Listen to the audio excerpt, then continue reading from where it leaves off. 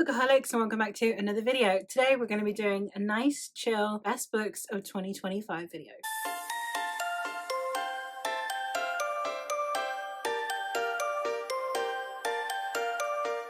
I know everyone does these. I used to break it down. I used to do best standalones, best series. I used to then go rank all of my series. And do you know what? This year I just can't be arsed. I know it sounds awful, but I just can't be asked. And that's the thing I like about 2025. Like, there were definitely some hits in there, and those are the ones we're going to talk about, but I definitely don't have lists upon lists to talk about this year. I don't have 10 standalones that I'm desperate to rave about. I don't have so many series that I need to redo my entire best series ever lists this year. There's maybe 2 on here that would make it into my top 20 fantasy series. And to be honest, I'm not going to redo an entire video talking through all of my best series ever just to accommodate what would possibly end up being like one difference in ranking for some of these series. So I just haven't bothered. So we're just gonna have a nice chill. We're gonna have a hot drink. We're gonna chill and we're gonna go through the books. I have done this by categories. I've pinched this from my friend Chris. I will leave Chris's best books of the year video down below. He does his by categories. Mine aren't quite by categories. I'm not as creative as he is, but I have divided it up. Basically, watching Chris's video is what gave me the idea, because I kept putting this video up. I kept being like, I don't know how to make all of these videos that I normally make. And then I watched Chris break his down into segments. I'm like, oh yeah, I can just do that, can't I? So thanks, Chris. I'll leave his video linked down below. And yeah, we're going to chat through it today. So we're going to be going through the categories. The first one is going to be honorable mentions. The second one is going to be either standalones or books that kind of can be read as a standalone if they're part of a companion series. We have series that I've binged and then series that I have concluded. So without further ado, we're going to go get into all of these. I'm doing this in the most chill way humanly possible, which means editing Faye is going to be really fucking annoyed because we're doing graphics today.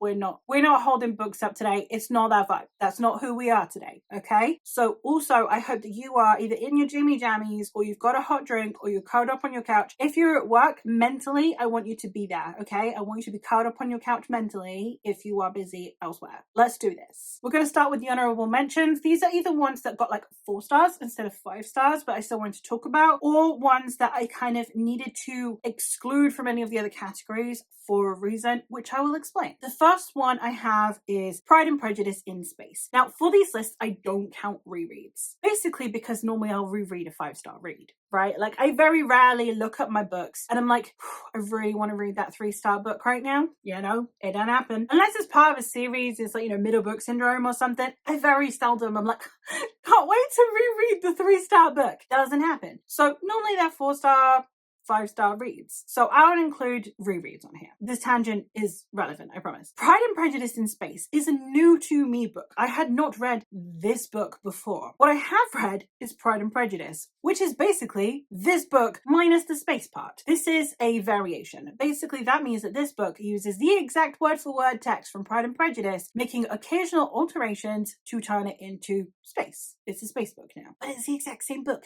word for word most of the time. Now, the illustrations, absolutely banging. I loved this book. It's gorgeous. I am so glad I own a physical copy of it. But it is not a book that I am reading for the first time in a way. The art is new and the alterations are new, and I think they were handled fantastically, but it does feel like a little bit of a cheat putting this on here, so I put it in honorable mentions instead. If you're a fan of Pride and Prejudice and you just want to change it up a little bit and you want one that has some really awesome illustrations to go with it, this is a good shout. The next one I have is The Wolf Den by Elodie Harper. This one is on here because I really liked book 1. Book 1 was a 5-star read for me. I had a fantastic time with it. I didn't enjoy books 2 and 3 anywhere near as much. So this can't really go in the standalones category because it's not a standalone. And it can't really go in the series category because I don't like the series. So it goes in here. I had a fantastic time with this one. I read it in, weirdly, Chris is getting mentioned again in my vlog where Chris took over my TBR. I had a fantastic time with book 1. I really, really did. I really loved it. It still deserves a mention. You might like books 2 and 3 more than I did. I'll leave the vlog linked if you want to know my thoughts. I just struggled with books 2 and 3. I've talked to other people. I feel like they understand where I'm coming from. Even the ones that love the series, I feel like they understand where I'm coming from. Chris himself said he understood like why I was frustrated with book 2 and then why book 3 just wasn't quite capable of bringing it all the way back to the 5-star read that book 1 was. So, you know, at least I'm not insane, because everyone else loves this series. So I'm clearly the outlier, but book one was banging. Loved it. The next one I have is Mask of Mirrors by M.A. Carrick. This one I loved. I loved everything about this book. It's a 5-star read. It's one of the best books that I read last year. I read it I think I finished it in December. I think I started reading it in November. I finished it in December. I might be wrong. I might have finished at the end of November. Who knows? What is time? I loved this book.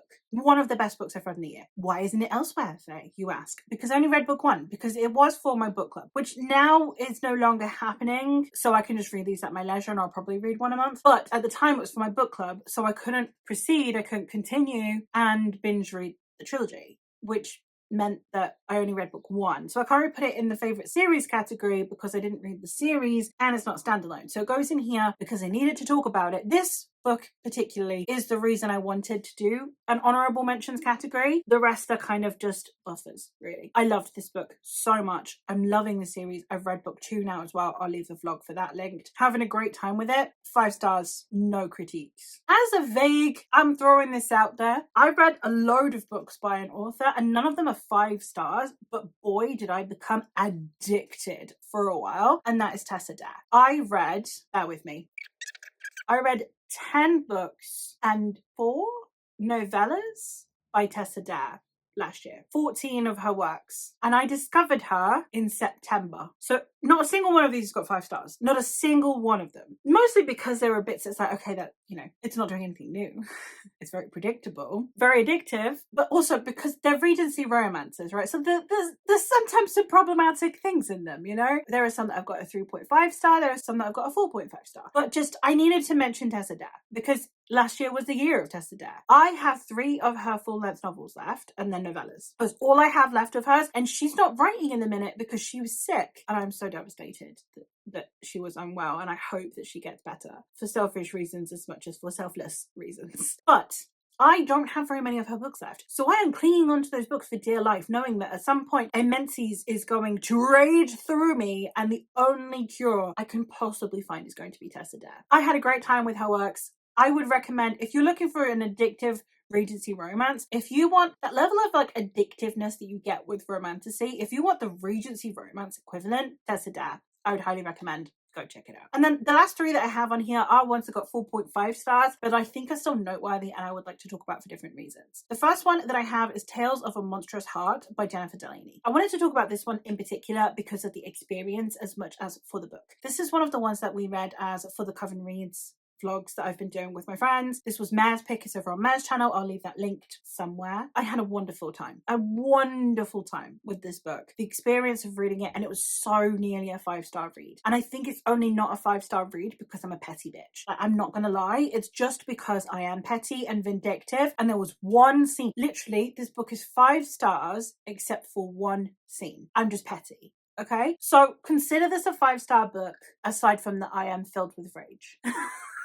Loved it. One of the best male leads I've read in a romantasy. It's not even full-on romantasy, is the thing. It's fantasy, dark academia, and romantasy, all in equal measure. And I mean proper romantasy. Even split plot romance, right? There's so much romance in there. The tension, that yummy, yummy tension throughout the book, where you're dying for them to get together, but not in a frustrating way, but kind of, but like a good frustration, like that. Yeah. That's in here. But then also on top of that, we've got a great plot going on. We've got great social commentary, very thematically rich. Loved this book. So yeah, definitely would recommend for the romantasy girlies as much as for the dark academia girlies. And if you're like me and there's overlap, just go for it. Non-toxic shadow daddy. Me and Mare will keep saying this till we die. Back me up, Mare, in the comments. We will keep saying this till we die. Non-toxic shadow daddy. Need I say more? The next one I have is Winter's Orbit by Everina Maxwell. Now I'm definitely starting to veer towards me really wanting to read more male romance that is by men. So I was a bit hesitant with this one because a lot of the time when you're reading a male romance that's written by a woman, I'm sorry to say it, I find that they normally read like a hetero romance. Like they read like a woman and a man, and we just have a feminine man and a masculine man. And I don't vibe with that. I definitely feel like we should be leaning more towards male romances feeling like a queer romance instead of a hetero romance in a different font, That being said, one of the things that I love love about Everina Maxwell is her focus on consent. I've been outed on several Discords as someone who has a consent kink, just a thing that apparently I have. And this is no exception. I love the consent in here. The verbal consent, the concern, the inner monologue concern of these characters about consent, about how much the other person is getting out of it, the difference in power dynamics, the difference in physical prowess. Love that. Love that so much. I want a hetero version of this. I want a sapphic version of this, mostly because I'm bi, so either of those would just melt me. Loved it so much, and yeah, that's where I'm at. It didn't get 5 stars from me because of a little bit of pacing things with the plot occasionally, and it's not quite a third act breakup, but along those lines annoyed me a little bit, which happens a lot in romance. But damn. The conversations around consent were fabulous. Ocean's Echo, which is the sequel, I also really liked the consent conversations in there, especially because it was psychological consent as much as physical consent, which I was definitely here for, and the way that their interactions worked was great. I just didn't love the plot of that one quite as much as I did with the first book. But yeah, if you, like me, really love the emphasis on consent in a romance, and you feel like the verbal and mental iterations of the way that that's presented physically is fabulous, I would recommend these books. And the last one that also got a 4.5, not quite a 5-star for me, is Jester by Tim Carter. This one is fun. It's fun. This book basically was just to have a good time. It was epic fantasy. It was poking fun respectfully at epic fantasy. I know that sounds weird, but a lot of time parodies, sometimes they'll poke fun at the genre in a way that will accidentally poke fun at the readers without noticing, like without doing it on purpose. This one doesn't. This one just pokes fun at conventions of the genre based on like, I know you know what's gonna happen now, let's make it funny kind of thing. And it was funny, but not in like a ha-ha kind of way, like in a satire way, but not in like an Abercrombie way where it's like nihilistic satire. It was, and it's not quite, I suppose it's closer to Discworld kind of satire, but if Discworld were pacier and a bit less absurd, but also kind of absurd, we're following a guy whose job is to clean up the shit in this castle. He's a goblin and his job is literally to clean up shit. And then he gets embroiled in a murder mystery investigation in a castle. I had a fun time with it. I just felt like I needed to shout it out. I had a great time with it. It stayed with me. Granted, I read it in December, so it might have stayed with me because it's recent and fresh in my mind, but I thought it deserved a shout out. We're going to get into the standalones. Let's do this. Now, these are standalones as of filming this. There are a couple here that I suspect are going to get companion novels. They might. The authors would be wise to do so, but as of yet, they are standalones. The first one I have is one, it got 5 stars, and it shocked me that it got 5 stars. Now, this isn't necessarily the kind of 5 stars that is new favourite, and is more the kind of 5 stars that is like, I really appreciated this book. I appreciated the conversations that it was having, and I am so glad that I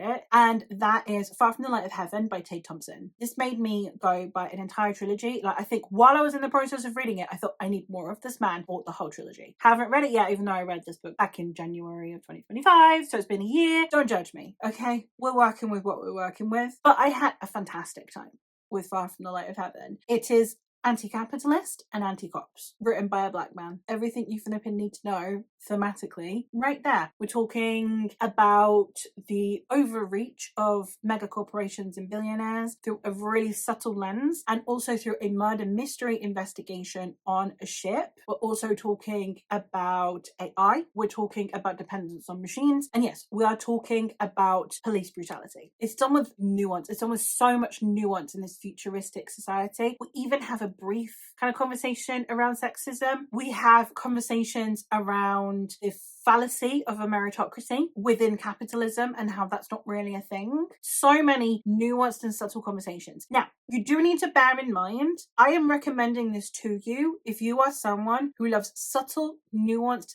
themes. I do not think the plot of this story is particularly innovative. Even the synopsis is just your typical space opera murder mystery. They're all on a ship, they're in hypersleep, someone's dead, we need to investigate it. That's not new. In our typical sci-fi sphere, we're not dealing with the most intimate, layered, or emotional characters. So do please bear this in mind. If you're a fan of Some Desperate Glory by Emily Tesh because you like the themes, I would recommend this one. It's possibly even more subtle than the Emily Tash one, but it's very, very thematically rich. But do please, for the love of God, bear in mind, I'm recommending this for its themes. If you're just going in and you're like, I want a fun space opera, you're like, oh, this isn't anything new, it's going to be disappointing. It's the themes that I am recommending this book for. And if you read between the lines, they are so flippin' strong. The next one that I have is The City in the Middle of the Night by Charlie Jane Anders. I could have put any of the 3 Charlie Jane Anders books that I read last year on here. I love Charlie Jane Anders. I have loved everything that I have read by her, and I will continue to read anything I possibly can by her. The City in the Middle of the Night was the first one of hers I read though, so that's why I decided to put that on here, because it's the one that instigated that love that I have for her. How could I not? And this one is a dystopia, very thematically rich, both, again, the idea of a meritocracy. We also have a discussion around almost tokenizing representation. In this case, we have a school, normally only like the elites can get into, but every now and then they let someone who's not an elite into, so that you can have hope. And I just think that that was handled really well. The way the interpersonal relationships worked in here, the characters, the character work, the world building were fantastic. And then on top of that, we have a very intriguing and action-packed plot, and all of it is very anti-systemic, which you might have noticed is a theme that I vibe with. So I would highly recommend you check this one out. If you're looking for something, again, thematically rich, you're looking for a dystopia. I know that adult dystopias are kind of few and far between, aside from like zombie apocalypse ones. So this one, very thematically rich and a great dystopia and has great conversations. I would highly recommend you check it out. And anything else by Charlie Jane Anders. Her works are always super, super thematically rich. And again, I read 3 last year, loved all of them. The next one I have on here is a all-time favorite author of mine, solidified, I guess, by this book. That is Starling House by Alex E. Harrow. I love Alex E. Harrow's writing style, always. I adore it. I don't think this is going to be everyone's favorite by her. My favorite is Once and Future Witches. Then it would be Starling House. And then it would be 10,000 Doors of January, for me personally, in that order. I don't count her novellas. We pretend those don't exist. Out of the novels, it would be like ranked second. I had such a good time with this because I loved the discussions that it was having. Listen, I'm going to be a broken record, okay? Themes. I've said this time and time again. I'm a themes girly. Themes in here are fantastic. About the way that as a society we try and cover up our history so that we are not held accountable for the role that we played in it. That was so prevalent here, and the small town vibes and the creepy flipping house and the character work was fantastic, as it always is, and it was so nuanced and layered. And yeah, here for it, loved it, would recommend. The next one I have brought me back to an author I've previously given 5 stars, but it's been a hot minute since I've given her 5 stars. Thank you, Elise, for this one, as she had this in her My Friends Take Over My TBR vlog, and that is The Beautiful Ones by Silvia Moreno Garcia. I loved Gods of Jade and Shadow, and then I had a couple that I liked, and then there was like a couple that I really didn't like. I think, what's it called? Certain Dark Things, maybe? The paranormal werewolfy one. Not bad, but like 2.5, 3-ish stars. Like it was like, oh, okay, disappointed. I don't know where that tangent came in. The Beautiful Ones. This is, if you want Austen-esque society, but in Mexico, with POC characters and kind of witchiness. The interpersonal relationships, the types of characters that we have, the nuance that we have, the conversations around the treatment of women in that time period, the way that money would be perceived in that time period. So many things that I loved about this book. And just the writing style, it felt so immersive. I was here for the romance as well. Yeah, thank you, Elise. Now next, we're going to talk about my 5-star vlog. I had a vlog where I read 3 books and I said, all right, all of these books are from authors whose previous book I gave 5 stars. Can they do it again? And guys, they fucking did. They did it again. All 3 of them. I'll leave the vlog linked. Had a great time. First one I'm going to talk about is Song of the Huntress by Lucy Holland. I'd previously read Sister Song by Lucy Holland, and again, 5-star author. Definitely one of my favorites. This one possibly upped the ante a little bit. I think I liked Sister Song for different reasons to what I liked the Song of the Huntress, but I liked them equally. But this one isn't just a mythology retelling. This one isn't just a history retelling. This one isn't just a legend retelling. It's all fucking 3. We have Gwyneth and we have the Wild Hunt in here. We have early medieval history, and we have the Legend of Boudica in one book. Need I say more? It's got sapphic-ness to it. It's got immersive world building and the way everything's described. The history part was so flipping cool. I had heard vaguely of one of the characters, and I'm a history nerd, and I'd heard of one of them. And then I went and fell down a massive rabbit hole looking into the history of it. Fabulous. Loved it. Go read it if you like history or mythology or Boudica. The next one we're going to talk about is The Goddess of the River by Vaishnavi Patel. This is the story of the goddess of the river and how she was cursed and then was going to have to give birth to all the gods, and they'd have to live a mortal life so that they could have more empathy for humans. There was a lot going on. In this one, it's content warnings, but oh my god, the way that we discuss human nature almost in this through the lens of gods, right? Through we all vie for power, how easy it is to vie for power, this desire for dominance that humanity has, coupled with the perspective of a god and the perspective of a god who doesn't know they're a god, who is human. Just so many things in this book. I loved it.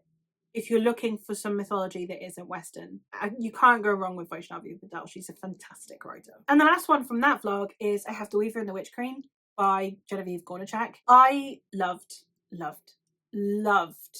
Witch's Heart by this author. The Weaver and the Witch Queen isn't my favourite. I do have a favourite of the two, and it is The Witch's Heart, but this still got 5 stars. This was absolutely stunning. Probably still my favourite from the vlog. This one is following 3 women and how fate divides their paths and then brings them back together again. My favourite thing about this is that it showed both female friendship and female sisterhood in a way that is neither toxic nor toxically positive.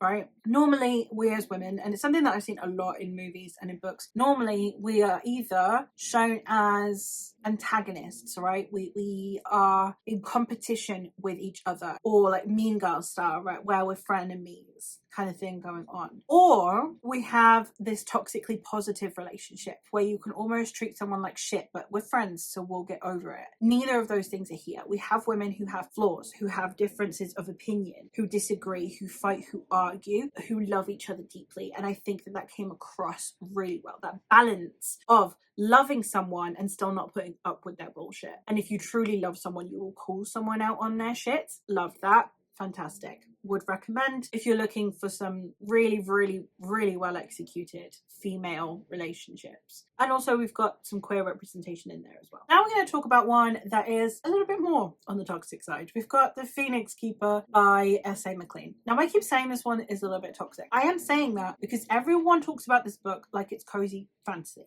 right? And it is and it isn't. I think if you're going in and you're expecting this to be this cute, wholesome romance, then you're not going to be ready for the fact that the first half is rivals to lovers. Like, it takes a long time for them to warm to each other. It is genuine rivals to lovers. These are people who have been taught by society they are rivals. It is a mockery of academia.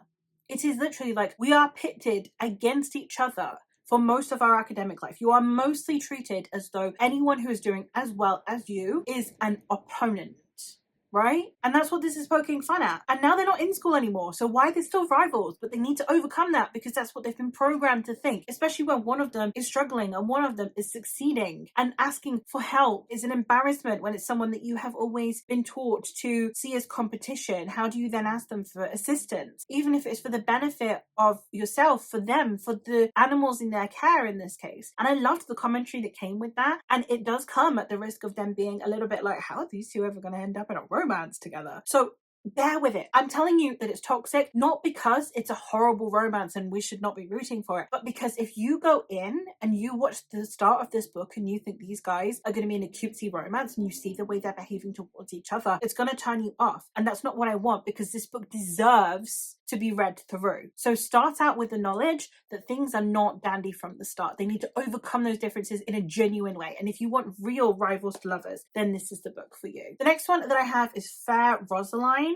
by Natasha Solomons. This one is a Romeo and Juliet retelling from the perspective of Rosaline. Rosaline being Romeo's first love and the one he was at the masquerade to go see when he meets Juliet. This is reframing Romeo and Juliet as Romeo being a predatory man who grooms Capulet women specifically. It talks about systemic abuse, the mistreatment of women, and it talks about the way that men cover up for men. That is basically the point of this book. It's very heavy on its topics, so do please go check content warnings. It can be triggering. I personally have never read Romeo and Juliet as a love story. I know everyone it's the love story, right? I've never read it as a love story. At the end of the day, it is in Shakespeare's tragedies. Yes, because they die, but also because the whole point of Romeo and Juliet is futility. If you reread it as an adult, because I'm sure some of you will have read it in school, if you reread it as an adult, the whole point of it is futility, is how ridiculous generational conflicts are. The unwillingness to resolve those conflicts and to almost demand that your descendants, that your kin, all partake in its violence. That is the point of Romeo and Juliet, and that the cycle only ended with love and death, right? That's the point of Romeo and Juliet, in my mind. Anyway, so to me, I always find that reading Romeo and Juliet as a love story is not how Shakespeare intended, in my opinion. So I've never read it as a love story. I confess, I have never read it as anything other than two teenagers making stupid decisions because of the world they're forced into. Now, I've always read it as Romeo being maybe 16, 17, and Juliet being, we're told Juliet's age, she's 14. I've never read it where Romeo is a grown-up man. Now, we're never told Romeo's age, but by his behavior, by the way that everyone else treats him as though he's the baby, I have always assumed that he was a teen. So I've never read it with this framing in mind. But I will say that it was well framed. It's not one of those that I feel is misrepresenting the text so much as giving it a different perspective, different angle. And I really appreciated that. And the way that it's written tonally matches Shakespeare fantastically. If you're a Shakespeare fan, I don't think you'll find it disrespectful. Talking of Shakespeare, the other history that I have on here is Hamlet by Maggie O'Farrell. This one took a while to win me over. It didn't get a 5-star from the start, but by the end of it, it was 5 stars. I'm looking forward to watching the movie this month, and I loved this book. I just think that it presented Shakespeare and his family in such a way that it's not about his fame. It's not even about his writing until later on. It's about how they were people during this time. It just felt like we're following the lives of people, and I loved that. And also how people deal with grief and how people deal with hardship. So many things. I loved it. I had a great time with it. Nothing more to say, really. Another one that I have is Self Pub on here. I don't have enough Self Pub on here, really. But another one that I have is A Dark Most Fair by L.M. Riviere. This one is a horror adjacent fairy tale-ish epic fantasy. And I loved this. I loved all of the different ways that those subgenres converge. I love the way that this story was told. It's beautifully written, incredibly immersive, and the conversation that it was trying to have is fantastic. I don't want to get too much into it, but I'm just saying, if you like the Two Ass Sisters ballad, you might like this one. And the last one that I have for the standalones is The Honey Witch by Sydney J. Shields. This one was lovely. This one is a Regency style romance, but we've also got this witch vibe to it. I loved the way the magic was presented in here. I loved how gentle the story was, but also how it felt like a fairy tale coupled with a Regency romance and then cottagecore, which just is a fabulous combo, right? Like, you can't go wrong with that combo. So while I don't think it necessarily did anything hugely new, it ticked all those boxes in a really nice way, and I would recommend you check it out if you haven't. And then finally, we're going into series. I'll start with the series that I binged. The first one that I'd like to talk about is Monk and Robot by Becky Chambers. I did read this whole duology. It's in a bind-up that is still shorter than most novels. I enjoyed it. Thematically, it was quite rich. I think that it was quite a philosophical story. I got stuff out of it. I don't necessarily think... It was nice to read, I guess, a utopia that felt realistic. That it wasn't a utopia in the sense of, like, everything is dreamy and we're all of one mind. It was more just a way that society could progress with us all having such differences. And I found it fascinating, and it's like, gosh, I wish we lived there right now. I'll talk about Last Binding by Freya Marsk. This is a series of companion novels that are a fantasy romance. They are Edwardian inspired, and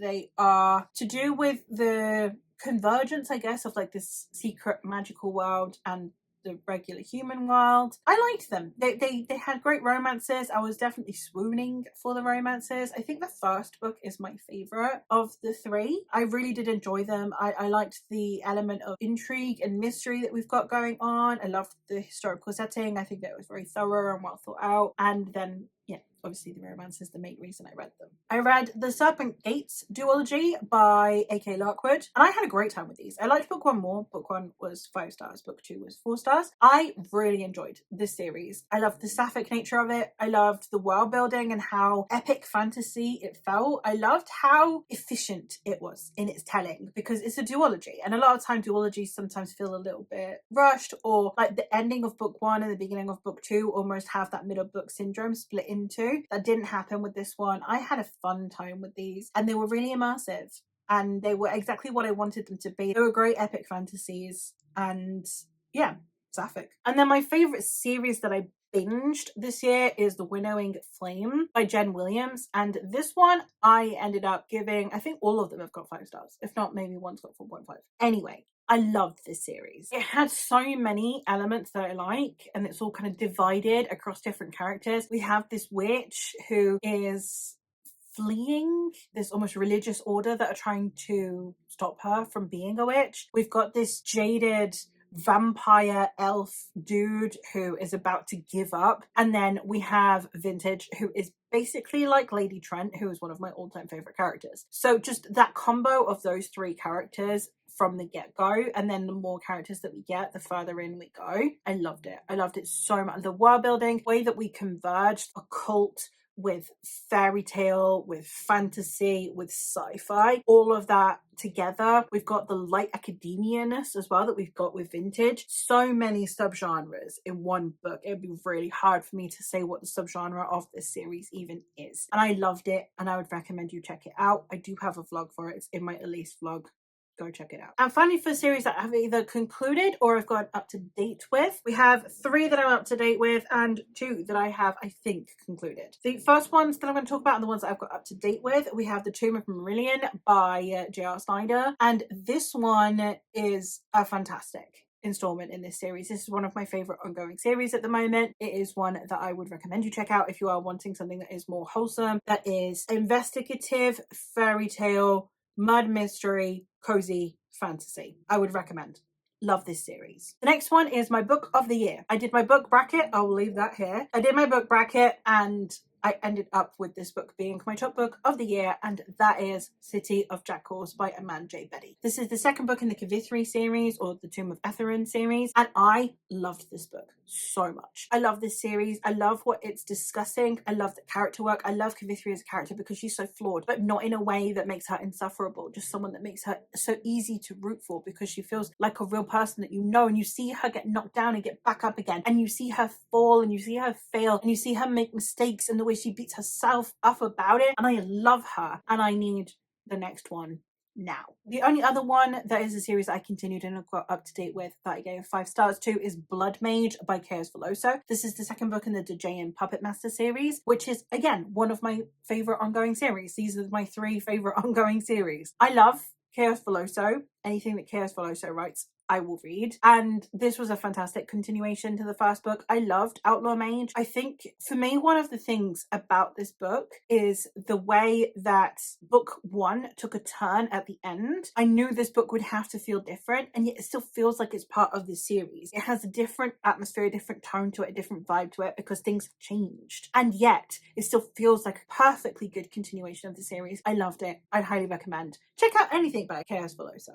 And then the last 2 books that I have to talk about is I read The Broken Sword by L. McCrae. I was not ready for the ending of this series. She sprung it on me. I felt so attacked that it suddenly appeared.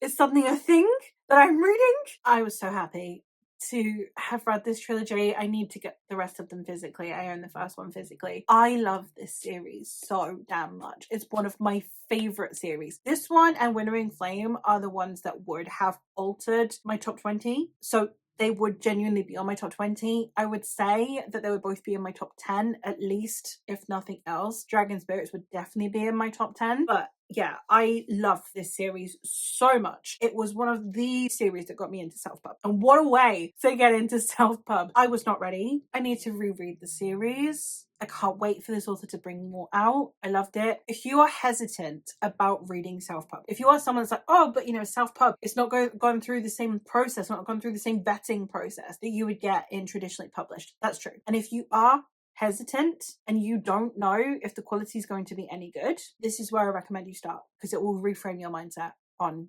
self-pub, I promise. And the last one that I have to talk about, thought I'd end on a cute fun one, is I also read The Undercutting of Rosie and Adam by Megan Bannon. This is, I think the last book in the Tanria series. Listen, I'm praying for more. I love this series. I love this world. I want more, but I think it's the last one. And this is a romance that is set in the same world as The Undertaking of Heart and Mercy. And I had such fun. I had so much fun with these books. They're such cute romances. I'm always buying into the romances in these stories. I love them with my whole heart. And if you want a cute, fun romance, I would recommend these books. They were fantastic in that sense. So yeah, a wonderful time. Would highly recommend. But yeah, that's it. Those are all of the noteworthy top books that I read. I had a great time with these books. I had a wonderful time, and I would recommend that you check them out if they sound appealing to you. Let me know if you've read any of these books and your thoughts on them. What were your top books of the year? Make the list as long as you like. As you've seen, I don't care about whether it's a top 10 or a top 20. And yeah, I hope that you had a wonderful reading year, and I hope that 2026 is treating you remarkably with your reads as well. But that's all for me for today, so thank you ever so much for watching, and I'll hopefully catch you in another one soon. Bye.